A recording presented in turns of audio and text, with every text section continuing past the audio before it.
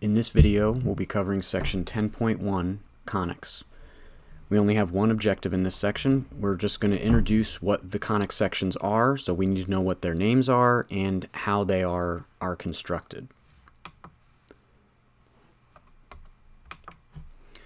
Okay, so the term conics or conic section comes from the fact that we're going to be generating these curves from a cone. So we should first define what we mean by a right circular cone. Now when you see the image over here on the right, you're probably saying, well, that's actually two cones. Well, not actually. When you think of a cone, really you've only been thinking of half of the cone.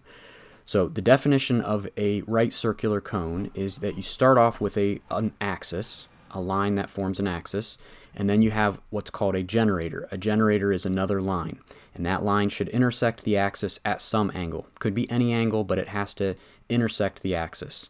You then take the generator and you swing it in a circle, and the shape that is created from that is a cone. The cone consists of these two pieces, which are called the napes of the cone, and the point where the generator intersects the axis is called the vertex of the cone. So let's actually see this in 3 dimensions. So in this construction here, I have my vertical line as the axis. The axis could be at any angle, but just to create this construction, we made it vertical here, and then I have this generator intersecting it, and then this is our vertex point. Now the idea is we've got a circle here. We're going to rotate this generator in a circle about the axis. So I've got this green line denoting the generator, and as the generator sweeps out that circle, it creates that three-dimensional shape, which is what we call the cone.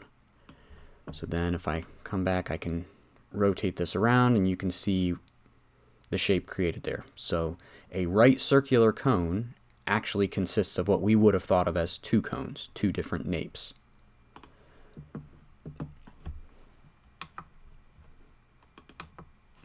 Okay, so to create a conic section, what we do is we take a plane and we cut through the cone in different ways. So you can create a circle. We'll define how that one's created in a second, an ellipse, a parabola, and a hyperbola. So those 4 curves are the conic sections, the different sections, cross sections you could say, created from a cone. Okay, so the first one is a circle. So to create a circle, all you have to do is orient your plane so that it is perpendicular to the axis. Right, just cut straight through perpendicular to the axis. And the cross section you get there would be a circle. If you tilt your plane at an angle and cross through one of the napes, then you get an ellipse. So this is what a general ellipse might look like. That's what the cross section would be when cutting through at an angle. Then for a parabola, what you do is you have to hold the plane so that it is parallel to one of the generators. Just think of it as the plane itself has to be parallel to a side of the cone. What that ensures is that, planes go on forever. That ensures that the plane will only intersect one of the napes. If this was not completely parallel to the generator, then eventually this plane would come up and hit the top nape as well.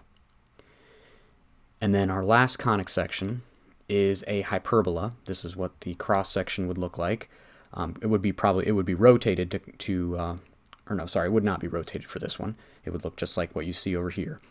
So to create that, you take a plane and orient it perpendicular to the base, or think of it as put it parallel to the axis. Have that plane cutting through the cone parallel to the axis that generates it. And that creates a hyperbola. Let's see these in 3 dimensions as well. Okay, so I have my cone, and currently I have the plane sitting approximately perpendicular to the axis. And as you can see, the red there, that cross section, that's giving us our circle. If we rotate this, tilt it a bit, then the cross section that's created there is an ellipse. And the more extreme we get with it, should give us more extreme ellipse. I'm having a hard time getting it to be more. There we go.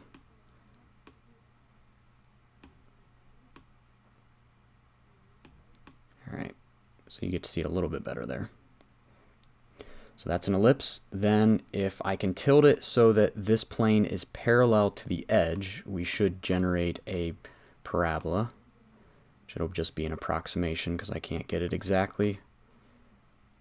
But that's pretty close to parallel.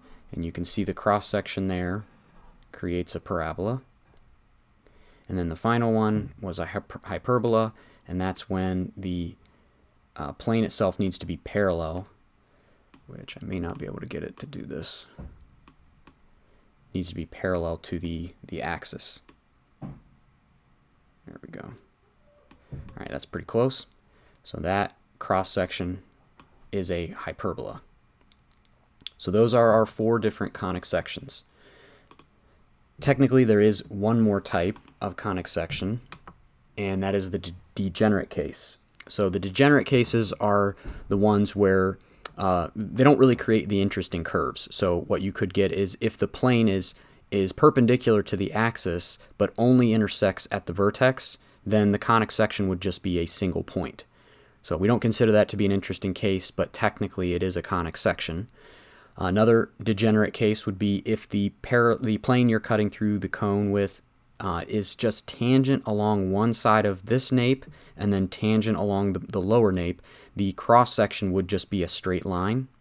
So we consider that a degenerate case. And then the other one is if the plane is slicing parallel, it's running directly down through the axis, we should say, then the cross section would just be an X, a perfect X, 2 intersecting lines. So those 3 cases are the degenerate cases, which we're not very interested in studying those. Okay, so the only one we're going to take a closer look at in this section is a circle, and this really should be review of what we did back in geometry. We looked at the general equation of a circle, and this is what we're going to be studying for each of them. We want to try to get mathematical equations to model each of the conic sections. So we already really should know the one for a circle. In the next section after this, we'll do parabola, then we'll do an ellipse, and finish with hyperbola. So remember that this formula really just comes from the distance formula. The idea is that any point on a circle is equidistant from the center. If we use the distance formula on these 2 points, then the distance would equal the square root of the differences in the x's. So we would have x minus h squared minus y minus k squared. And then if you squared both sides, you'd have d squared equals x minus h squared minus y minus k squared. And this d we know really is r. So r squared, the radius, is equal to this expression here. So that's where this formula comes from. So let's try using it for this one example. So it says, write the standard form of the equation of the circle with radius 5 and center -3, 6. So in this example, we know that the center, HK, is the point -3, 6. So we can just plug those directly into this, and we can plug in r. So our equation becomes x, it'll be minus a -3, which will become plus 3 squared, and then plus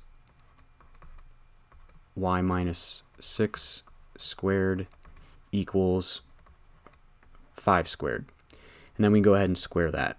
So x plus 3 squared plus y minus 6 squared equals 25. And that's all there is to that. There's your equation of your circle, and that's it. So, like I said, in the next section, we will be covering parabolas. We'll look at the equation for a parabola, and you might say, well, I already know that, but we are going to generalize it.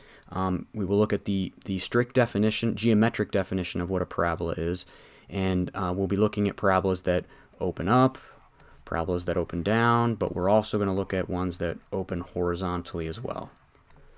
So we'll see you then in the next video.